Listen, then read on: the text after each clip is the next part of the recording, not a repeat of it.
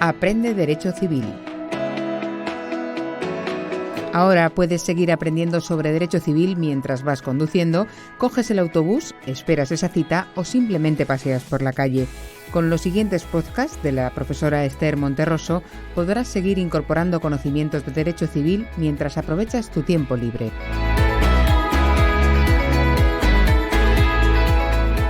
El tema de hoy es la tutela de menores y las medidas de apoyo a las personas con discapacidad.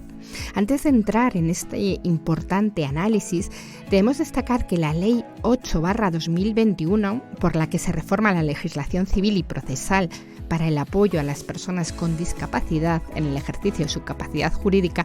ha adecuado nuestro ordenamiento jurídico a la Convención Internacional sobre los Derechos de las Personas con Discapacidad, lo que ha ocasionado un cambio radical en el régimen jurídico de estas personas, proporcionándoles una mayor libertad y una mayor autonomía, como analizaremos en este podcast. De este modo, en primer lugar,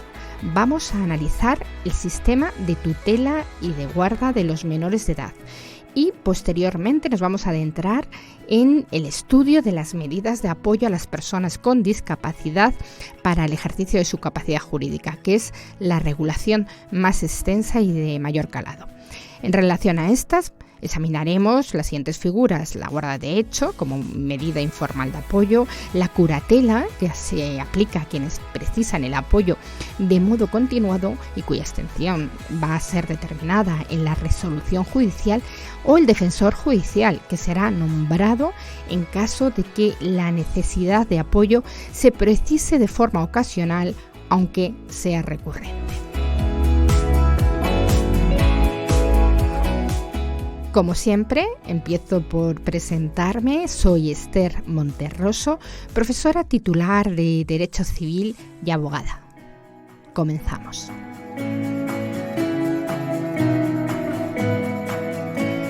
La tutela es definida como el poder o potestad concedida por el derecho civil sobre un menor de edad, en su beneficio y para su protección por razón precisamente de su edad.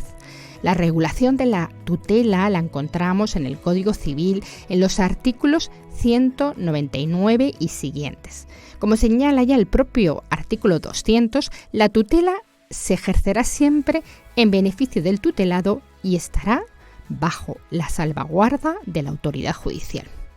En primer lugar, es importante conocer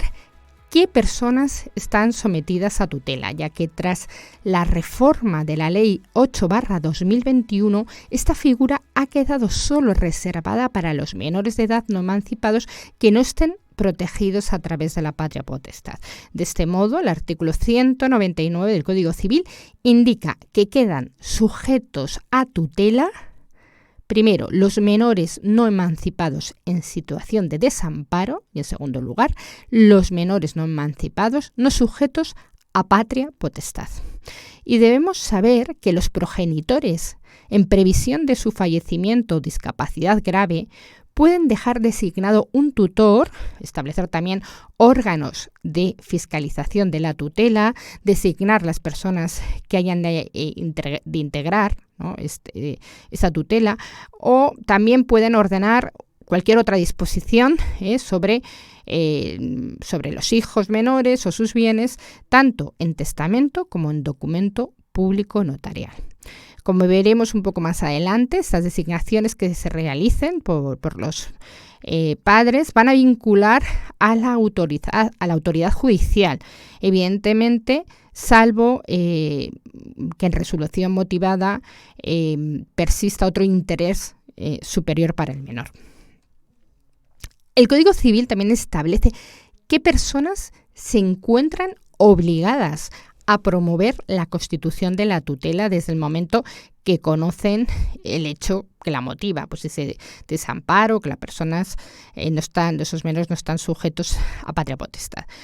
¿Y quiénes son esas personas obligadas? Pues los parientes llamados a ella y la persona física o jurídica bajo cuya guarda se encuentra en ese momento el menor. ¿Y qué sucede si no lo hacen, si no la promueven la tutela? Pues serán responsables solidarios de la indemnización de los daños y perjuicios causados por esa omisión. De todas formas, cualquier persona puede poner en conocimiento del Ministerio Fiscal o de la autoridad judicial el hecho determinante de la tutela para que se pueda iniciar un expediente de jurisdicción voluntaria para llevarla a cabo. Un dato de importancia es el de la vigilancia de la tutela. Y es que al llevar a cabo la tutela hay que conocer que ésta se va a ejercer bajo la vigilancia del Ministerio Fiscal, que va a actuar de oficio o a instancia del menor o de cualquier interesado, y podrá exigir al tutor que en cualquier momento le informe sobre la situación del menor y del estado de la administración. Y además, esa información también la puede solicitar la autoridad judicial, que incluso puede establecer medidas específicas de vigilancia y control tanto en la propia resolución por la que se constituye la tutela como en otra posterior. Bien, respecto al nombramiento del tutor, vamos a ver ahora qué personas pueden ejercer esa función. De este modo pueden ser tutores pues todas las personas físicas que a juicio de la autoridad judicial cumplan las condiciones de actitud suficientes para el adecuado desempeño de esta función y obviamente no tengan ninguna causa de inhabilidad. También podrán ser tutores las fundaciones y demás personas jurídicas sin ánimo de lucro, públicas o privadas, entre cuyos fines figuren la protección y asistencia de menores. Además, para el nombramiento del tutor se va a preferir, en primer lugar, a la persona o personas designadas por los progenitores en testamento o en documento público, al ascendiente o hermano que designe la autoridad judicial. Excepcionalmente y en resolución motivada se puede alterar el orden o prescindir de estas personas mencionadas si el interés superior del menor así lo exige.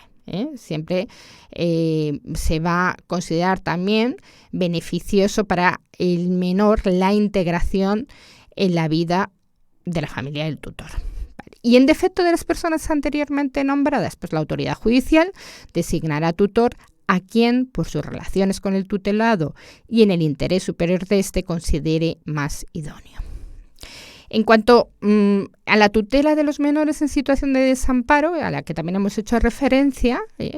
es preciso señalar que aquí, en este caso, la entidad pública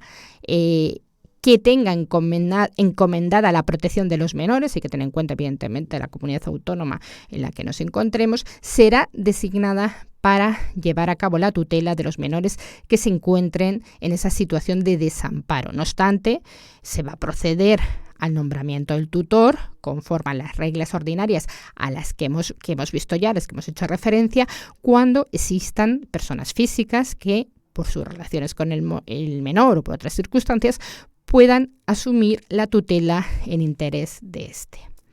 Bien, vamos a ver a continuación cómo se lleva a cabo el ejercicio de la tutela. En primer lugar, es preciso aclarar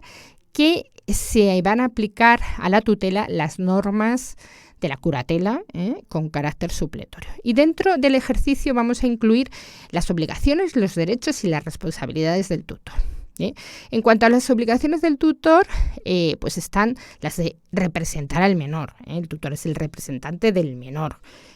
salvo evidentemente aquellos actos que pueda realizar por sí solo, ¿no? O que no requieran asistencia. Otra obligación es la de velar por el tutelado. Ejercen su cargo en interés del menor, de acuerdo con su personalidad y respeto de sus derechos, y cuando sea necesario también pueden recabar el auxilio de la autoridad judicial para llevarla a cabo. Se trata de un deber esencial y, en particular, el Código Civil, concretamente en su artículo 228, señala que debe velar por él y procurarle alimentos, educar al menor y procurar una formación integral, promover su mejor inserción en la sociedad, administrar el patrimonio del menor con la diligencia debida, informar a la autoridad judicial anualmente sobre la situación del menor y rendir cuentas de su administración y oír al menor antes de adoptar decisiones que le afecten. Y también podemos señalar como obligación, sin perjuicio de esa obligación de rendición anual de cuentas que debe rendir la cuenta general justificada de su administración ante la autoridad judicial al cesar en su función de tutor.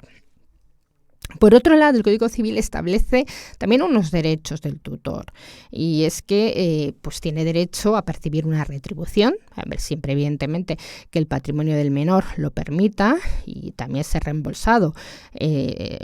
por los gastos justificados. Incluso fijaros que puede establecerse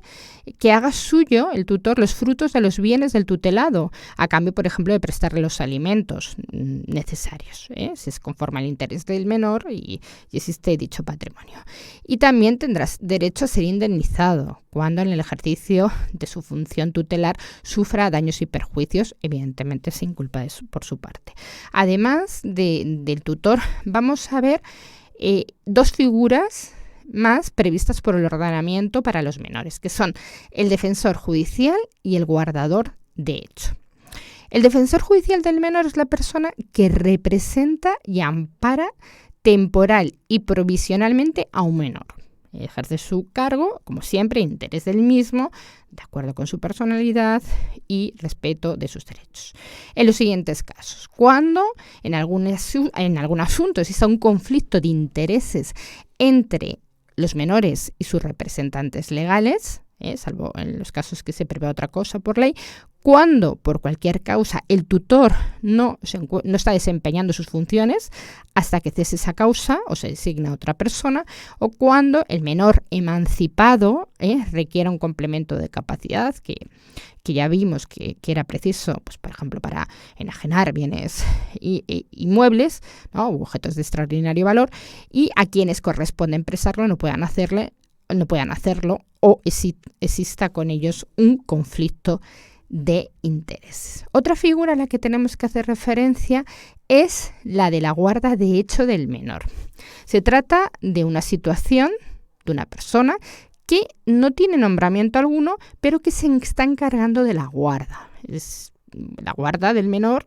en su significado más extenso, o sea, la tiene en su casa, la cuida, la alimenta, y este menor evidentemente no está sometido a patria potestad. Bien, pues cuando la autoridad judicial tenga conocimiento de la existencia de un guardador de hecho, va a poder requerirle para que informe de la situación del menor, de sus bienes y de su actuación, y puede establecer medidas de control y vigilancia. Y cautelarmente, mientras se mantenga esa situación de guarda de hecho, y pues hasta que se constituya pues la medida de protección más adecuada, si es que procede, se le puede otorgar judicialmente facultades tutelares a esos guardadores, y también incluso se podría constituir un acogimiento temporal, siendo en ese caso los acogedores pues esos guardadores. A continuación, vista la tutela, vamos a analizar las medidas de apoyo a las personas con discapacidad para el ejercicio de su capacidad jurídica, que, como ya he indicado al inicio, con anterioridad a la reforma legal de la Ley 8/2021, se realiza una valoración de la discapacidad física, cognitiva o psíquica para determinar una incapacitación judicial, figura esta de la incapacitación que ha desaparecido. Y ello ha sido así porque debido a esta ley, a la que hemos hecho referencia, se adecúa nuestro ordenamiento jurídico a la Convención Internacional sobre los Derechos de las Personas con Discapacidad, que realiza en Nueva York en 2006, en cuyo artículo 12 se proclama que las personas con discapacidad tienen capacidad jurídica en igualdad de condiciones con las demás, en todos los aspectos de la vida, y por tanto obliga a adoptar todas las medidas pertinentes para proporcionar a las personas con discapacidad el acceso al apoyo que puedan necesitar para su ejercicio. Según incluso el propio preámbulo de la ley, se impone un cambio del sistema que nos encontramos hasta ese momento, y por tanto lo que se va a hacer aparte es respetar la voluntad y las preferencias de la persona con discapacidad, que como regla general y siempre que pueda va a ser la encargada de tomar sus decisiones. De este modo, tal y como indica el artículo 249 del Código Civil, las medidas de apoyo a las personas que las precisen para el adecuado ejercicio de su capacidad jurídica tendrán por finalidad permitir el desarrollo pleno de su personalidad y su desenvolvimiento jurídico en condiciones de igualdad, debiendo estar inspirada en el respeto a la dignidad de la persona y a la tutela de sus derechos fundamentales. Estas medidas de apoyo solo proceden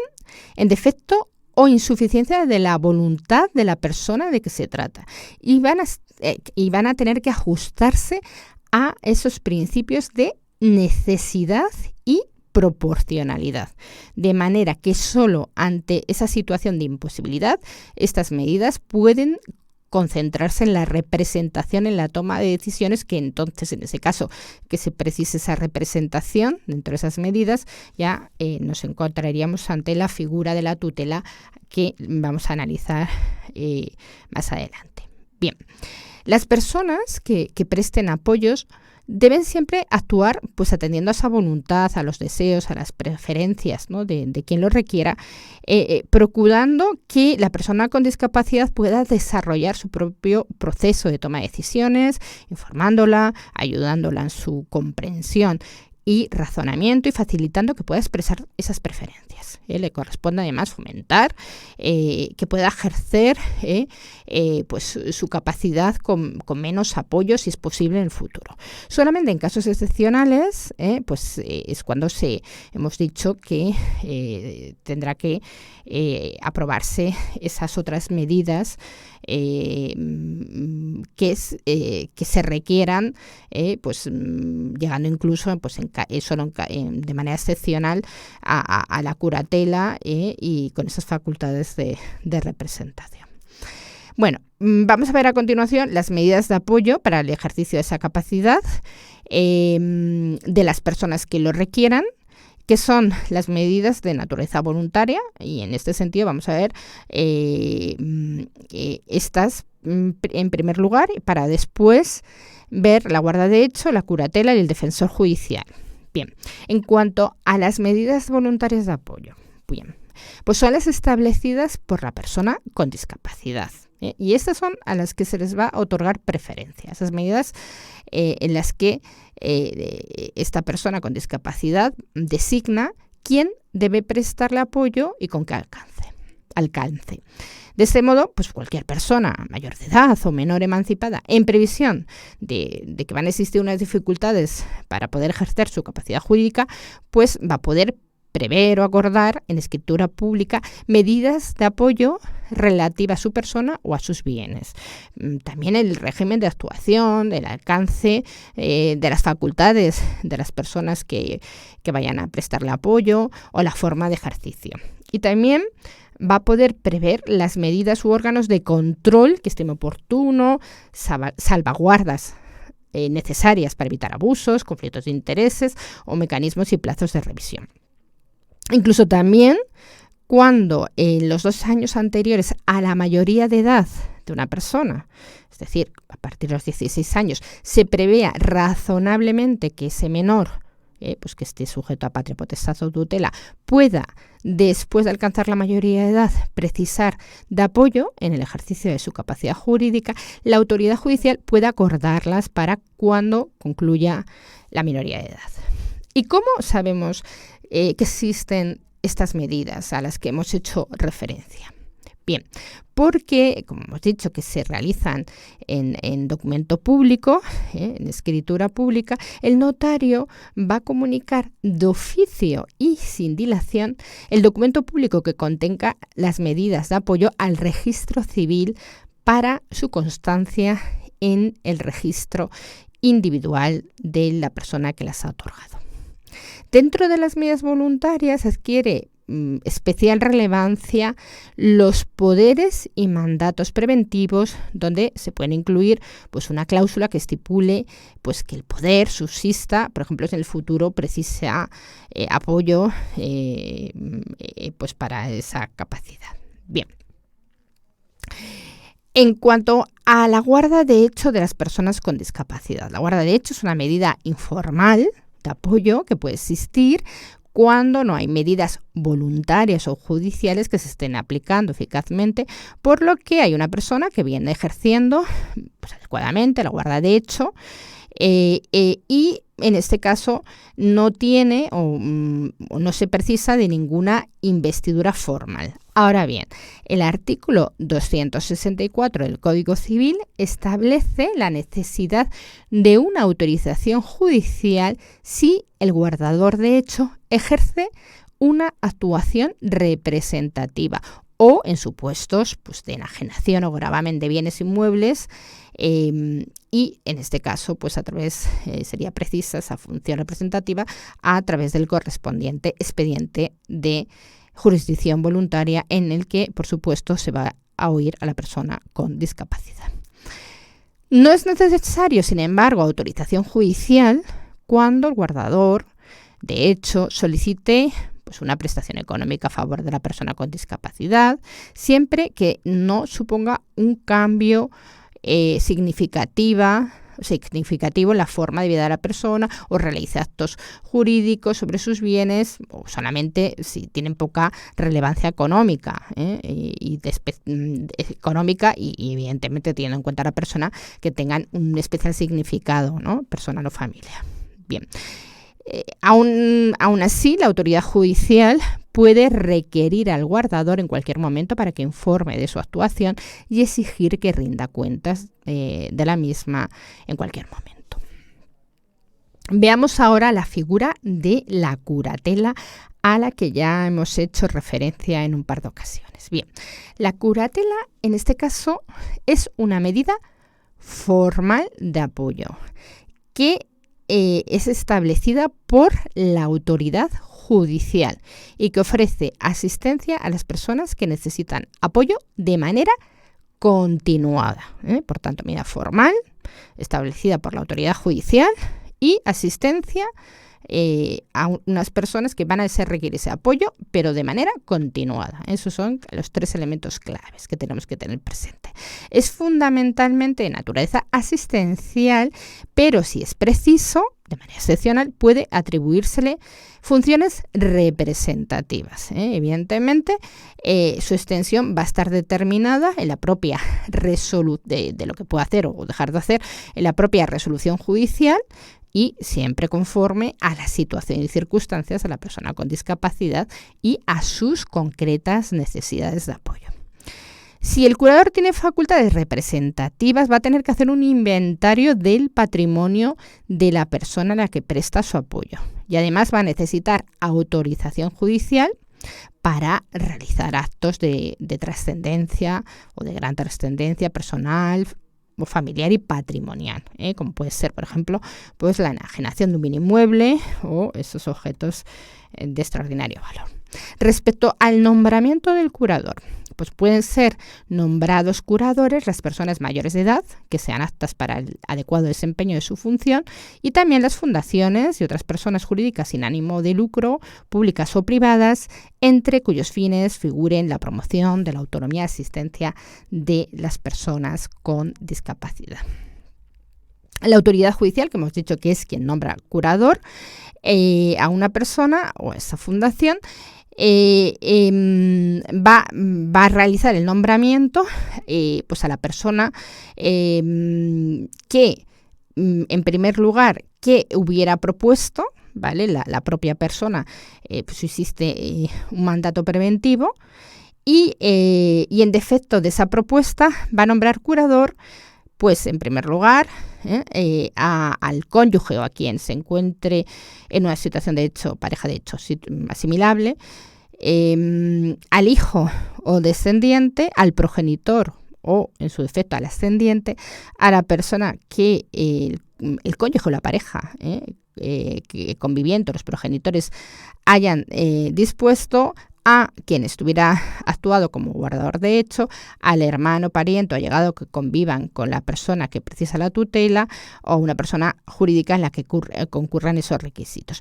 Aunque existe un orden que está establecido en el artículo 276, la autoridad judicial, una vez que ha escuchado a la persona que precisa apoyo, puede alterar ese orden nombrando a la persona más idónea para comprender e interpretar su voluntad, deseos y preferencias. El curador va a tomar posesión de su cargo ante el letrado de la Administración de Justicia y va a estar obligado a mantener un contacto personal con la persona a la que va a prestar apoyo y va a desempeñar evidentemente sus funciones, está obligado a desempeñar sus funciones con la diligencia debida, asistiendo a la persona y respetando su voluntad, deseos y preferencia. Un dato importante es que el curador tiene derecho